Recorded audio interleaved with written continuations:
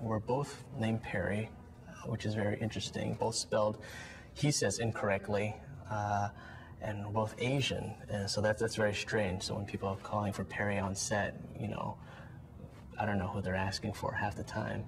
But Perry is, I've worked enough in my 8 years to sort of now distinguish good and bad directors. Not necessarily bad, effective and ineffective directors. Ineffective directors usually kind of guns for hire, sort of are already detached from the project, sort of play it safe by just shooting the standard, you know, master, close up, and they'll shoot the crap out of coverage and from different angles just to play it safe so they have everything. But also that takes a lot of time. Whereas Parry, he's juggling a lot of things. The look of this world, performance-wise, technically, with the camera movements and things like that, and just to be stylistic.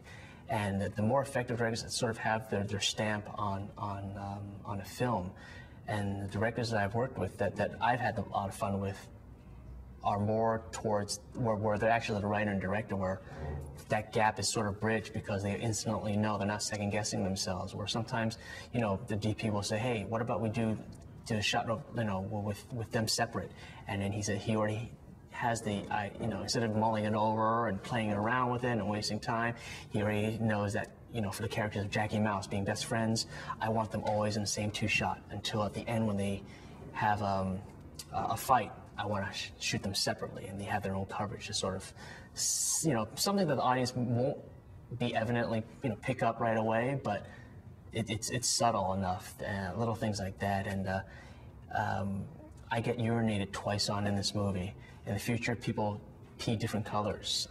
Mouse, my best friend, played by Ethan Cohen, he pees blue. Daniel Zacapo plays Randall, and when he pees on my face, and he has this line that he says, Jackie, you've pissed me off a lot of times already. Now I'm gonna piss on you. And he pisses green on me.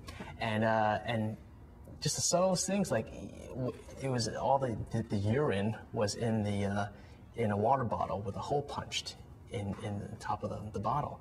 And even the subtlest details of how someone who's circumcised as opposed to someone who was not circumcised, how they would urinate.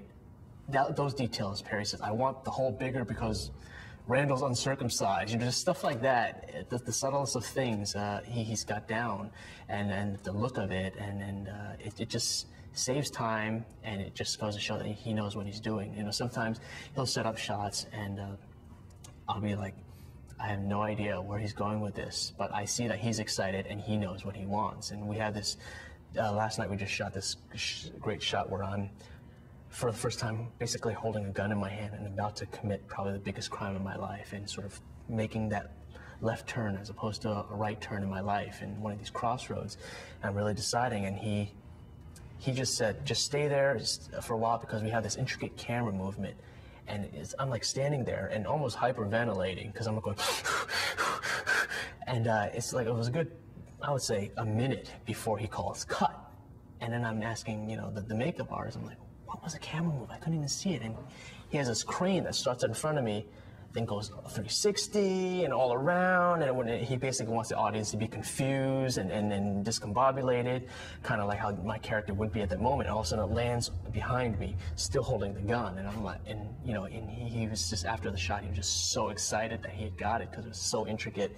But you know, you don't want a director playing around with, let's do it this way and then this way. Well, maybe let's make it confused now and shake around the camera, maybe at a Dutch angle. You know, all that all that BS is cut through because you have someone who's decisive and know what they're doing.